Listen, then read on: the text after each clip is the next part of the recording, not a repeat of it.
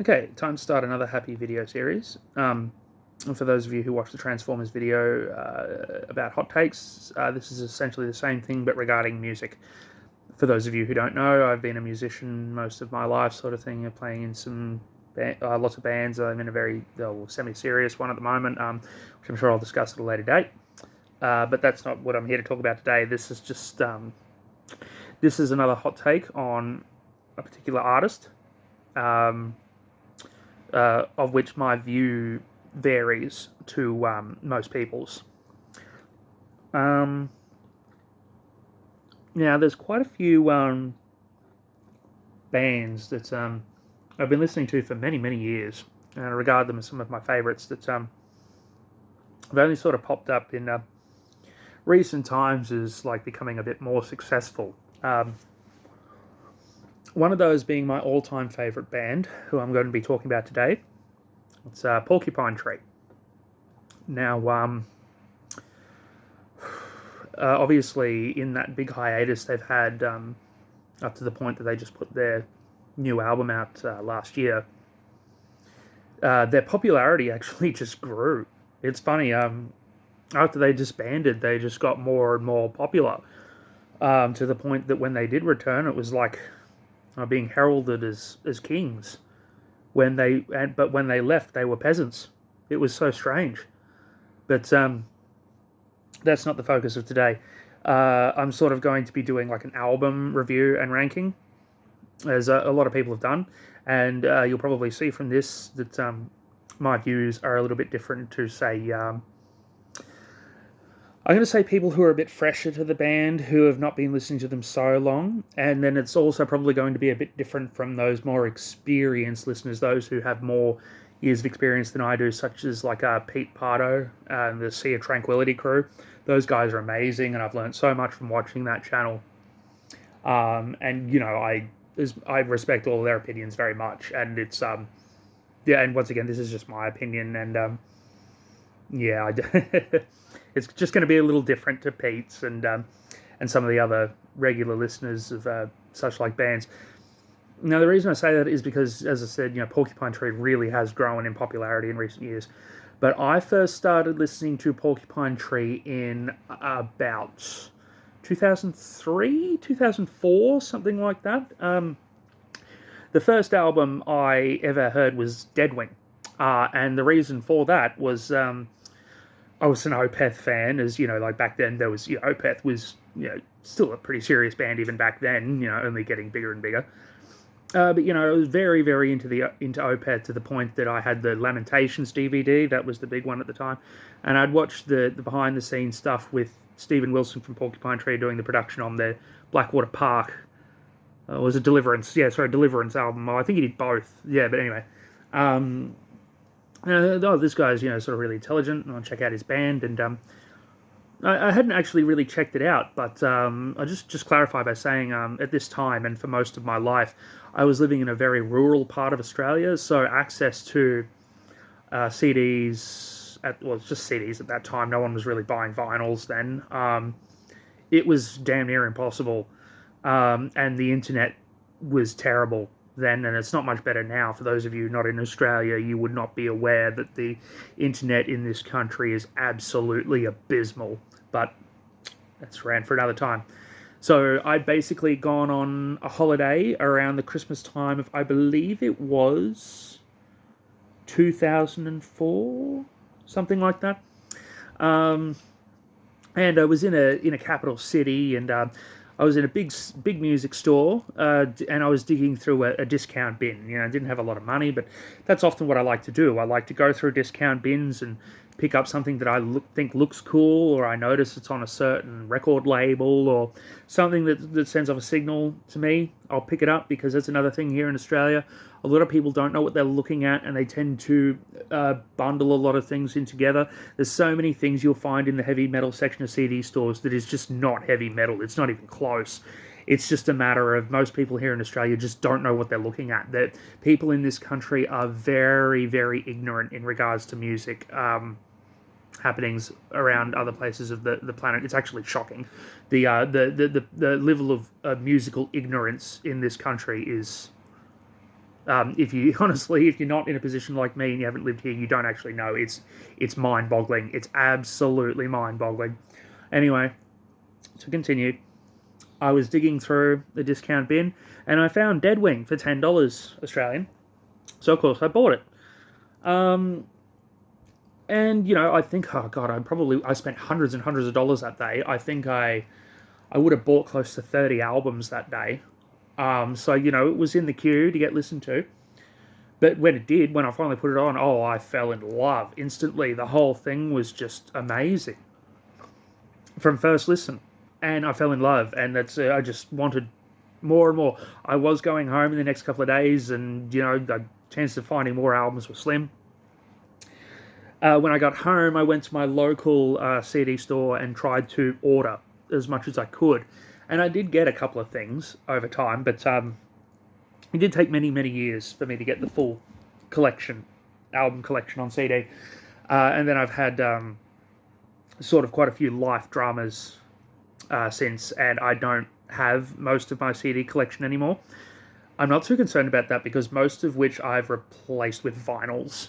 And I have all of Porcupine Tree's major releases on vinyl, with the exception of In Absentia. I probably really should order that. But then I do also have the Anesthetized Live vinyl box set, which I think was limited to about 2,000 copies. I'm not going to get into the story behind that. Another one I'm not going to get into the story behind is I'm very, very lucky to have a hand-signed copy of Stephen Wilson's Transients Best of double LP, which I treasure. And I have had other Stephen Wilson solo records before, but that's not the point. Anyway, so let's progress into a bit of a ranking and some thoughts about their material. Right. So the way I've done this is obviously I've listed all of their major studio releases, and then I've also got a little few mentions, mainly in regards to the B-sides from those albums, a little bit about live stuff and that. So to start right at the bottom, so studio releases, I don't think I've missed any. 2, 3, 4, 5, 6, 7, 8, 9, 10, 11, 12. 12 I think I've counted, and how I've got 12 is only studio releases. Within that studio release, I have counted Voyage 34, because I do believe that the final complete product with all 4 phases is definitely album length and quality enough material to be considered an album. I know when it was originally released, it was an EP, but now as I look at it, I see Voyage 34 as a full-length album. But that's just me. And then I'll mention other things along the way. So that is in there. If there's anything that I would say I have omitted from their catalogue, it would be the Coma Divine live album. Now, I will touch on this briefly. I will be touching on quite a few. I know they have a lot of official live releases, but Coma Divine itself was pressed and released as CD and vinyl packages. And at the time it was done, it was the live album from the Signify tour. And we didn't really get anything until a bit later on in regards to live, and many people do kind of regard that as an official release, but it is a live album, so it's not going to be directly ranked. Alright, so starting off right at the bottom here, just going to write some numbers down here just so I remember them and don't lose track. Okay, so coming in at number 12, right at the bottom, and I'm kind of, surprised in a way that I'm saying this, and I think a lot of you will be surprised at this, and I will admit that this is completely due to personal prejudices, that have occurred to me during my life, which I associate this album with. It's like a negative association thing. Everyone kind of does it, whether it's attributed to music, a person's name, movies, TV shows, whatever it might be. And this album has had that effect on me. And that's bias. I will admit that 100%. Most people often say this is one of their best albums, but because of what has happened to me in my life at various times and reasons around this album, it is my least favourite. And that is Lightbulb Sun. I know a lot of you love Lightbulb Sun, um, and I used to, most of it, but now I can't stand it. I can't stand that album. And just to be clear, the epic Russia on Ice that most people love and talk about all the time, I genuinely think that is probably the worst Porcupine Tree song. It's boring, it's slow. Even when it gets to the point is not interesting. It's honestly, I would say if Porcupine Tree have ever written a bad song, that's probably it. And I know that is a very, very strange opinion. Most people, like the album Lightbulb Sun, and then even within that, they put Russia on Ice as either the best track or often near the top of their best tracks, full stop. Personally, I think it's the worst thing they've ever done. It's boring. It's so boring. Unpopular, I know, but that's why it's a hot take. As for the rest of the album, look, there is one track that I still really love, and that is Last Chance to Evacuate Earth. That track has a lot of very interesting mysticism to it, and I find it to be more akin to the earlier material. The rest of it is a hit and miss, and I think, honestly, when you look at it, at first, it seems like a very beautiful album, and it's got its moments, and it seems, like a pretty strong release, but to me, ultimately, over the years, the material hasn't had staying power. It just hasn't. It's like, even when I do put it on from time to time, because I do own it on vinyl, I do. Even though I can't stand it, I still own it. And I wouldn't say I can't stand it, that's not fair. It is a good album, but I just have negative associations with it. But I still own it. It's a Porcupine Tree album. But yeah, I don't think the materials had staying power. It's poppy, it's just not good. And the other album from the era, Stupid Dream, I think when you put them side by side and look straight up at the material, Stupid Dream wins every time. It's by far the better album. Okay, that's enough hating on Lightbulb Sun. Let's move on.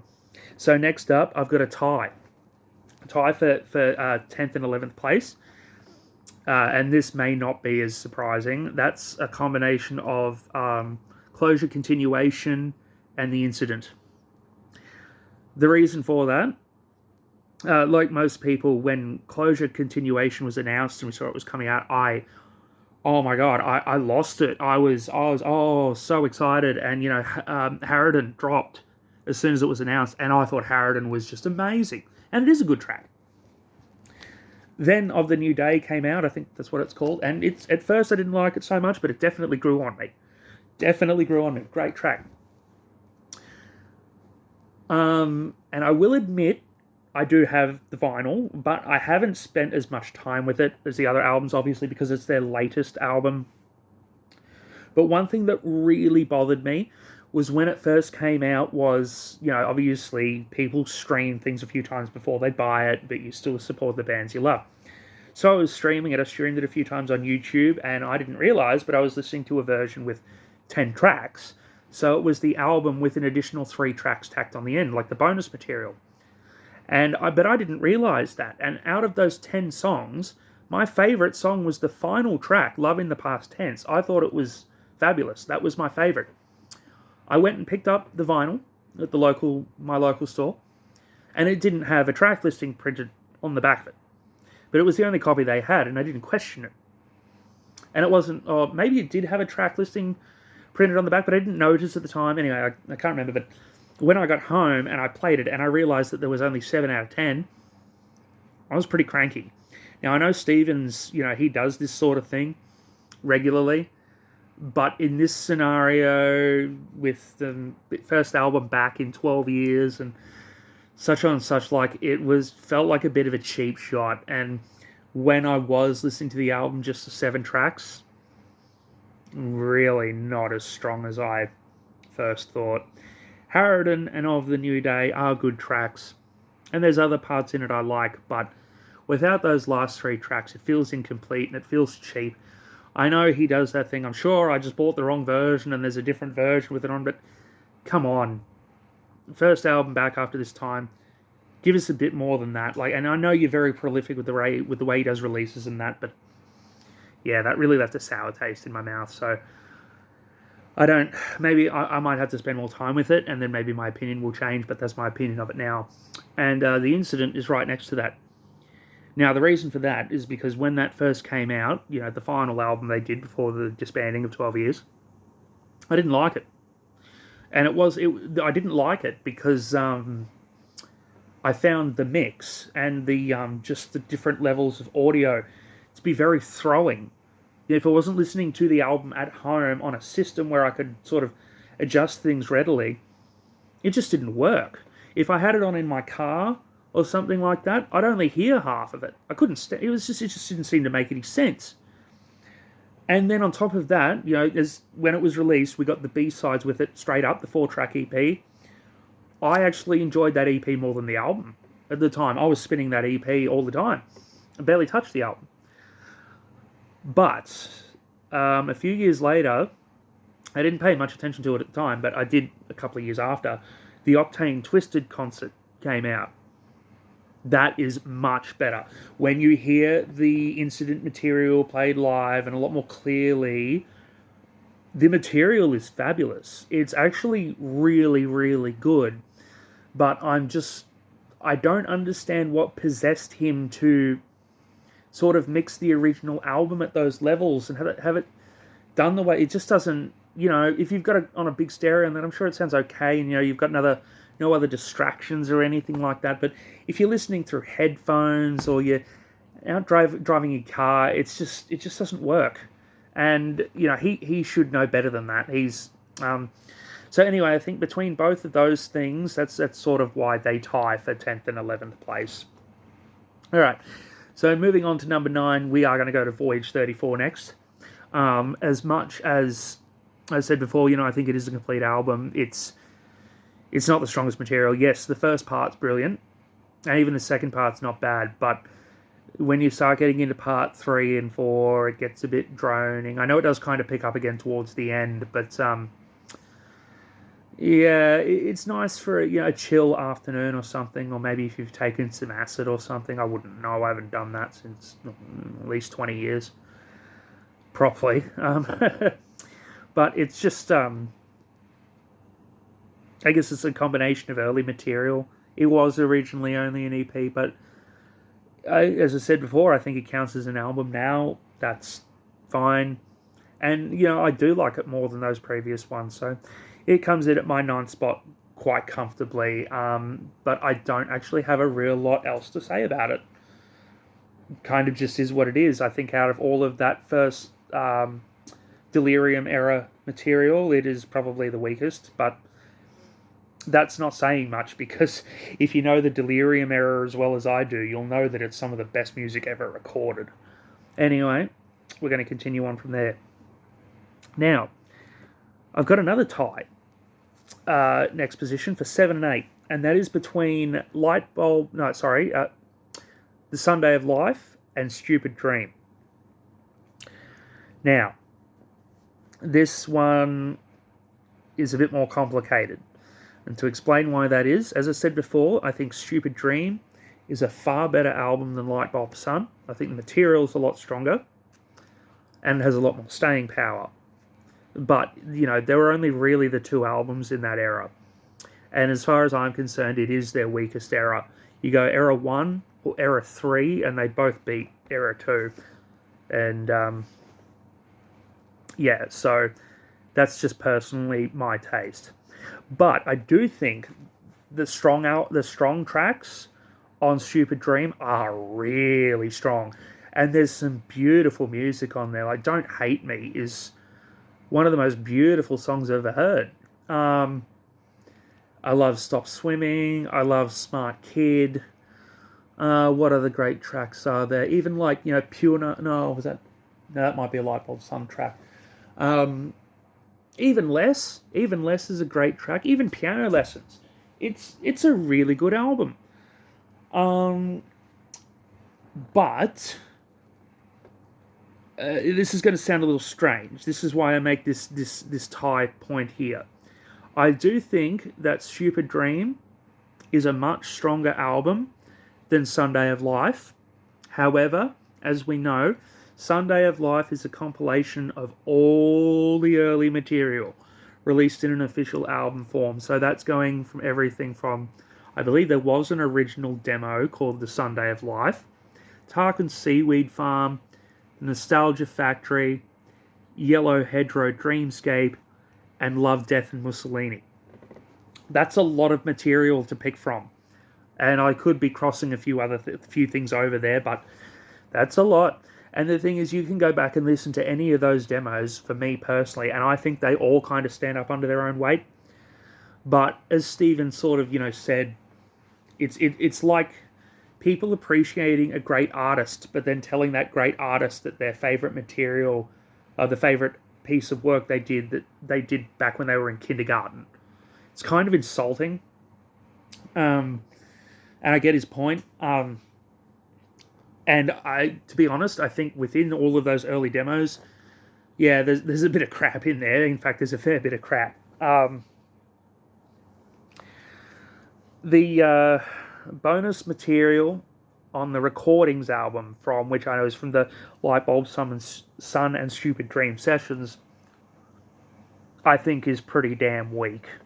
Like, really, aside from Buying New Soul, they're all not great. Ambulance Chasing is okay, but that's about it.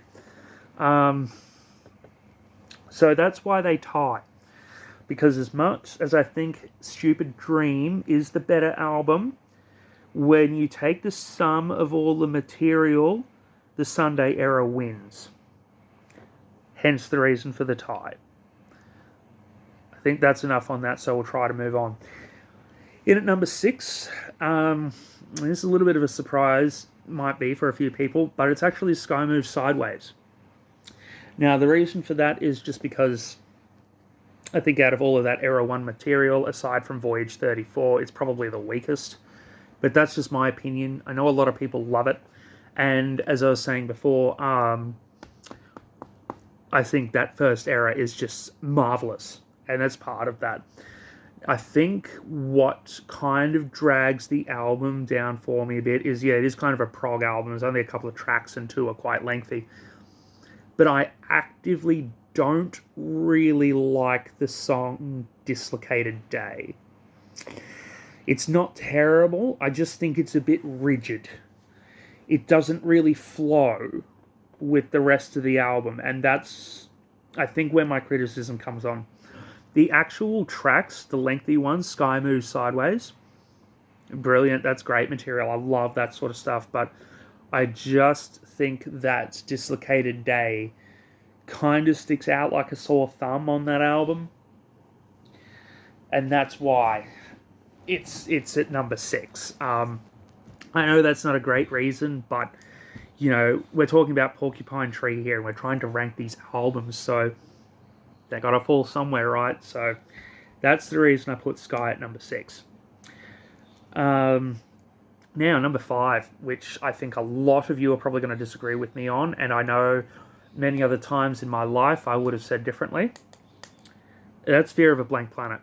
Now, when Fear of a Blank Planet came out, it was my favourite of all the Porcupine Tree albums. The reason for that being that it was a concept album about mental illness, specifically bipolar disorder, which I had actually been diagnosed with just the year before after an absolutely massive breakdown and hospitalisation. I'd already had, listened to Deadwing and I think a few others before. But yeah, when Fear of a Blank Planet came out, it blew my mind as well musically, and it spoke to me on such an unbelievable level. And then on top of that, what came right after that? The Anaesthetized live album. Now, I know I said we're not going to talk about live albums here, and that's why Fear of a Blank Planet sits at number 5, because if we were going to bring live albums into it, I do believe that the Anaesthetized live recording would lift this on its own merits. But that's partially because of the other material that's played, and not so much the Fear of a Blank Planet album. Now, it's a great... The album itself, as it stands, it's a great album. Anesthetize is a wonderful track. My Ashes is also a wonderful track. And I quite like Way Out of Here too. I do actually think, though, I'm not really sure why Sleep Together seems to get so much clout, praise. I've noticed Stephen even puts it into a lot of his live sets, and I personally think that's probably the weakest track on the album. So, I'm really not sure.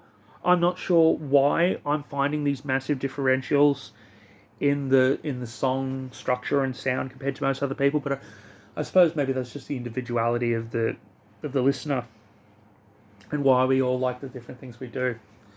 Um, so yeah, uh, and once again, we've got to put these albums somewhere, right? Like on a different day, maybe it'd be higher. On a different day, it might swap spots with Sky Moves Sideways or even Sunday of Life or Stupid Dream.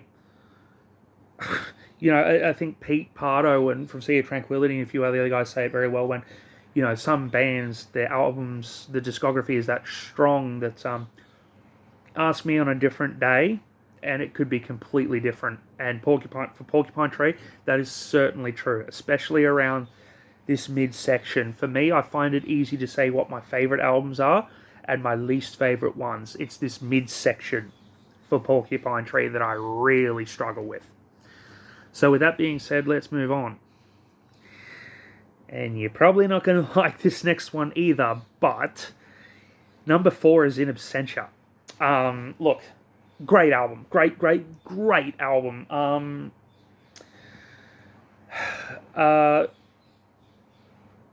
I don't know what more I can say about that. The only thing I could say about it is I might think there's 1 or 2 tracks on it that are a little weak. Being maybe Gravity Eyelids. It's hard. It's hard to say. Yeah, I mean, it is a great album. But you've got to put these things somewhere. But what I might do right now is actually incorporate my number 4 In Absentia ranking in with my number 3 ranking, which is Deadwing. As I told you, that was the first album of theirs I ever heard. Now, actually an additional reason why I do that is the next one I heard I know was In Absentia, because a good friend of mine went to the capital city only a few months after I did, and I asked him to bring me back any more he could find, and that was the one he found. So yeah, those two sort of cemented that place in time for me. But as I also mentioned before, at that same time, I tried ordering a few things at my local store. And something that did come in, shockingly, pretty quickly, was the Live in Chicago album. And I know, as much as I said we weren't going to talk about the live releases, I mean, they've had brief mentions, but that concert really cemented that material and in time for me. Now, I was talking before about Light Bulb Sun having very negative connotations for me. That Live Chicago album has very, very positive ones. So, quick mention on Deadwing. Yeah, great album. I do actually think, well, I should say I used to think that the actual track Deadwing was a little weak, but I've since kind of changed my mind on that. I must admit, I really don't need to hear Halo again. I'm kind of sick of that. Like the start of Something Beautiful is what an amazing track. Open Cars, great. Mellotron, Scratch, like Glass I'm Shattering. Shallow, like Lazarus, you name it. Album's perfect. And Halo is a great track too. I've just heard it too many times. I'm just kind of sick of it. And it's kind of a poppy tune, which I get that. He's always tried to have a bit of a pop lure. And Halo was definitely that for Deadwing. I'm just kind of sick of it, that's all. So yeah, I think that personally for me, Deadwing does beat out In Absentia, but it's pretty close. It's pretty close. I just think the material on Deadwing is a little stronger, but also to mention once again why those two are as high as they are. The Live Chicago album for me, and the majority of the material that's played on that is from either Deadwing or In Absentia.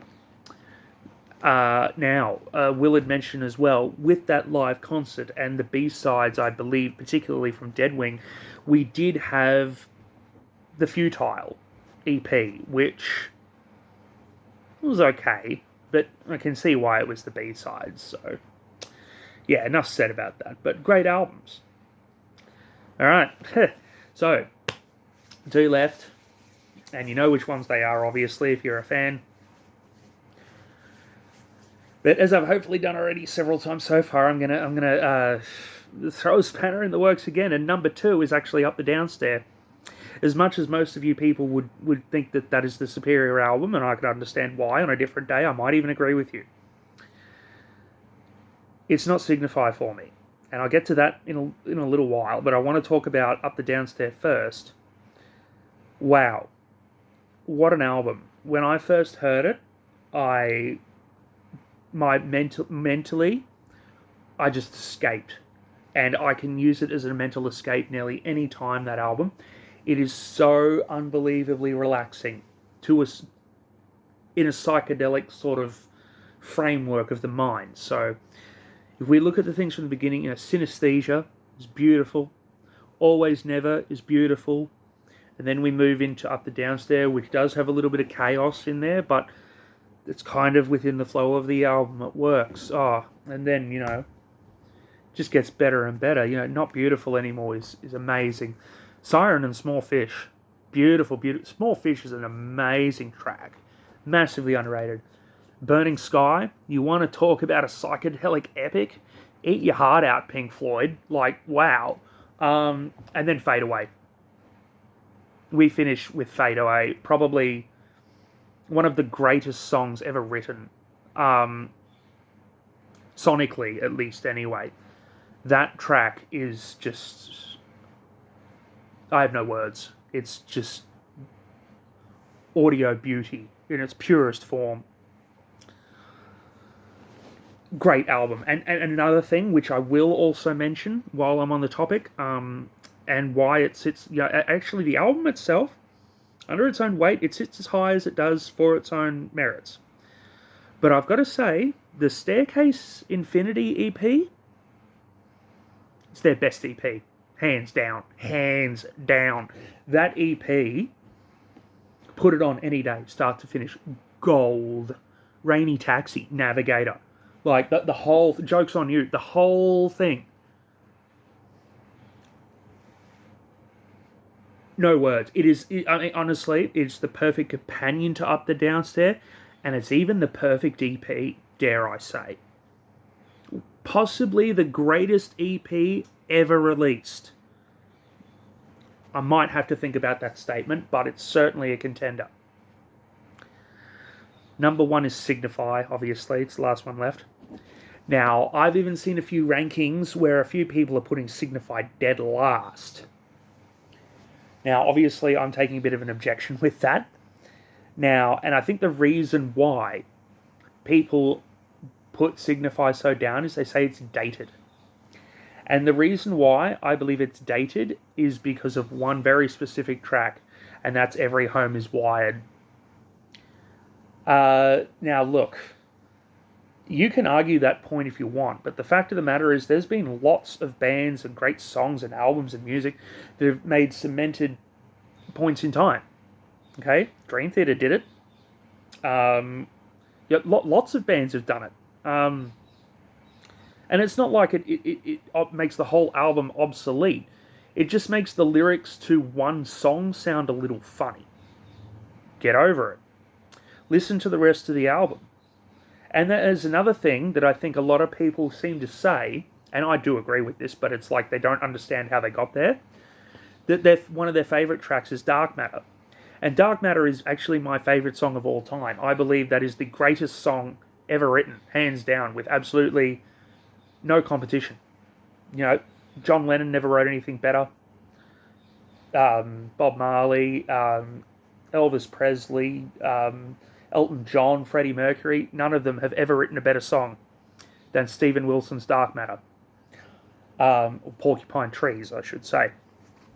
But if you listen to the whole album, you'll realise that it's a journey. and you had to take that journey from the beginning to get to the end. Of course, you can listen to Dark Matter as a standalone track, but unless you've listened to the whole album beforehand, calmly and intently, you won't understand the true impact of that track. Signify in itself is a complete psychedelic experience.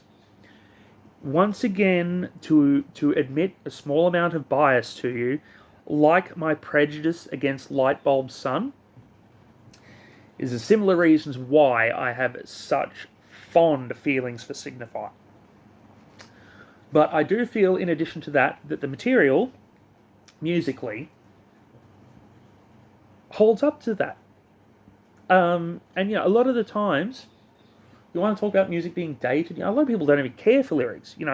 Like a lot of people who listen to death metal and black metal, like I do, and some other people just say, "Oh, the vocals are just an additional instrument." And a lot of people don't like the vocals to metal. Fine. So if that's the case, why are you even paying attention to the lyrics of one track? And I'm not saying that's true for everyone, but just get over it. Just try to look past it for a minute and listen to the music that's being played. I can tell you right now, listen to that album, and don't listen to it once, listen to it many times. Every time you listen to it, and especially if you do it intently with headphones on a good system, that sort of thing, you'll hear something that you've not heard before, a little nuance somewhere. I've listened to that album hundreds of times in my life. I'm still hearing things in it to this day that I've not noticed before. And when I say hundreds of times, I am not exaggerating. I am being 100% honest.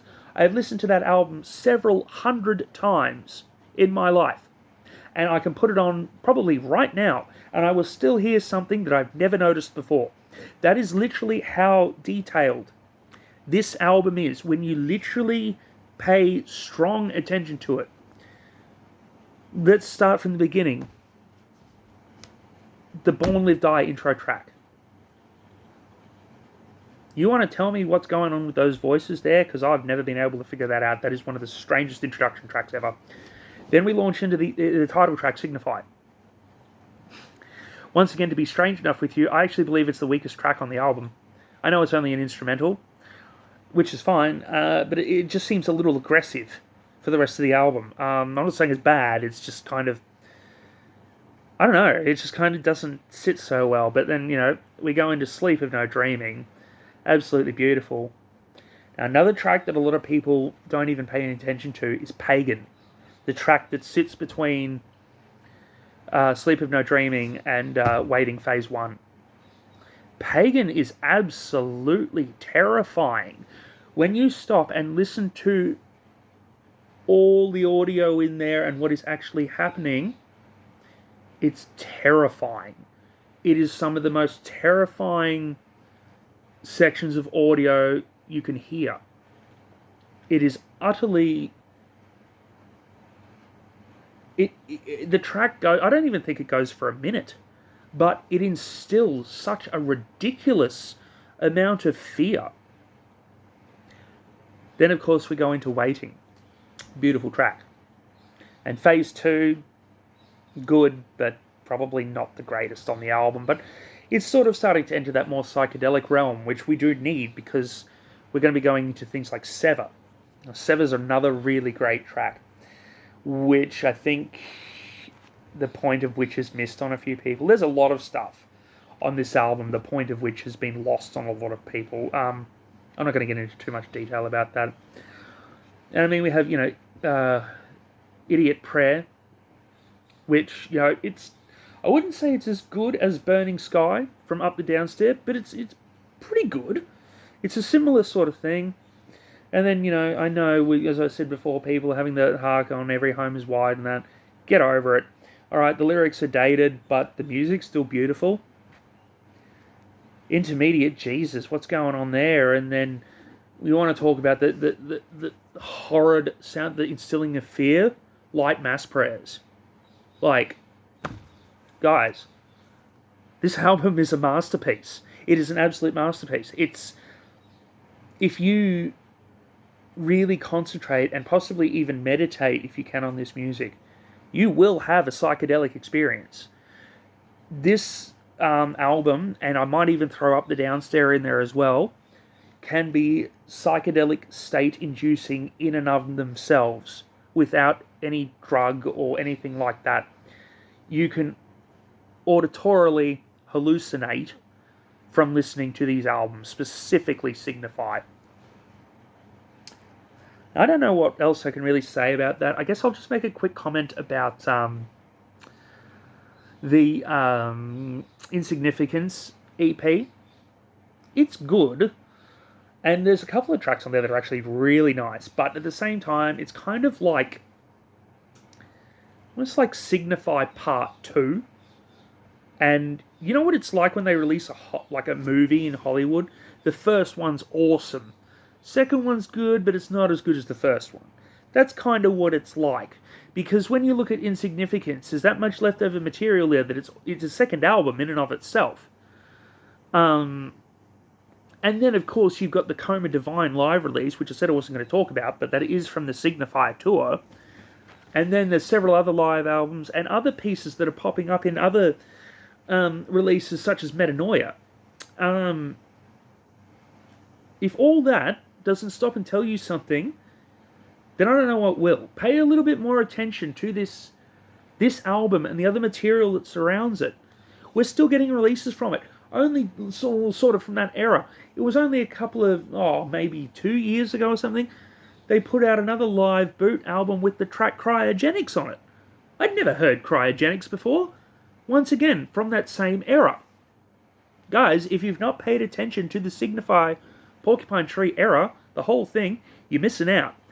There's a lot of good stuff there, and the cream of the crop is the Signify album itself. And it's not just Dark Matter. It's the whole thing. Now, one moment. Excuse me. Just have a quick look at my notes and see if there's anything else I wanted to mention here quickly. Yeah, like just looking at some of the bonus materials that they put out at the years, the EPs, the live stuff. It's just crazy. I'll mention quickly some of the live stuff. It's because I believe some of it is of note. As I said, the Chicago concert, for me, is just one of the greatest memories of my life. I don't need to get into why, but it is. And, I think the Anesthetized live album goes without saying. Everyone seems to love that. As I said before, Coma Divine, kind of an official release, and that's all well and good, but, as I've just been through Loving Signify and all that era, I actually don't think it's that great. I think they've got much better live stuff. Oddly enough, I think if the set list had been better for Coma Divine, it would have been a much better album. I think the set list is actually kind of weak. Warsaw, once again, it's just a live version of, Stupid Dream and Lightbulb Sun material. Not real keen on that. But as I said before, Octane Twisted, in regards to that Incident era, Octane Twisted actually beats the Incident album, and that has to do, as I said, because of the mix on the Incident album itself. Oh, and another one I do want to mention quickly is Spiral Circus. That's a great live album. It is from that earlier era, but yeah, guys, if you haven't sitting down and given Spiral Circus a good listen, do it. Alright, so that should pretty much do it. I hope you enjoyed my ranking. We'll get into a few more bands here over the next sort of, however long. So in addition to this one, I might do an Opeth, maybe Emperor. Just some of my other favourite bands, but this is where I wanted to start. Hope you enjoyed, appreciate the comments, or whatever it is you want to say, but there's my ranking and opinion on the albums of the greatest band to ever exist, Porcupine Tree. Thanks, guys. Have a good day.